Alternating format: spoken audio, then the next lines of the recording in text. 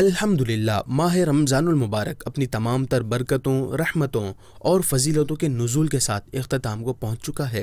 دعوت اسلامی کے تحت کم و بیش 23 مقامات پر ایک ماہ اور سینکڑوں مقامات پر آخری عشرے کے اعتکاف کی ترکیب کی گئی، جس میں ہزاروں عاشقان رسول نے خود کو ایک ماہ اور 10 دن کے لیے اللہ کے حضور پیش کیا۔ اس دوران اسلامی بھائیوں نے سنتیں، آداب اور دعائیں سیکھنے سکھانے کے سلسلے بھی رہے۔ سندھ کے شہر حیدرآباد کے علاقے آفندی ٹاؤن میں قائم مدنی مرکز فیضان مدینہ میں بھی ایک ماہ اور آخری عشرے کے اعتکاف کا سلسلہ ہے، جہاں حیدرآباد کے علاوہ دیگر شہروں سے آئے ہوئے کم و بیش 1500 اسلامی بھائیوں نے اعتکاف کی سعادت پائی۔ ان معتکف اسلامی بھائیوں میں سنتوں بھرے بیانات کے سلسلے رہے۔ رکن شورا حاجی محمد فاروق جیلانی اتاری نے بھی ان اسلامی بھائیوں میں سنتوں بھرا بیان کیا اور ان اچھی نیتیں بھی کروائی۔ مفتی محمد نوید اتاری مدنی نے بھی معتکف اسلامی بھائیوں میں بیان کیا اور انہیں اعتکاف کے مسائل اور اس میں کی جانے والی غلطیوں سے آگاہی دی۔ مفتی محمد نوید اتاری مدنی نے معتکفین کی جانب سے کیے گئے سوالات کے جوابات بھی دیے، جبکہ پروفیشنل فورم پاکستان کے نگران نے بھی اسلامی بھائیوں میں بیان کیا اور انہیں ماہ رمضان کے بعد بھی دعوت اسلامی کے دینی ماحول سے وابستہ ہونے، علم دین سیکھنے کا سلسلہ جاری رکھنے، دینی کورسز کرنے اور مدنی قافلوں میں سفر کرنے کی ترغیب بھی دلائی۔ نیز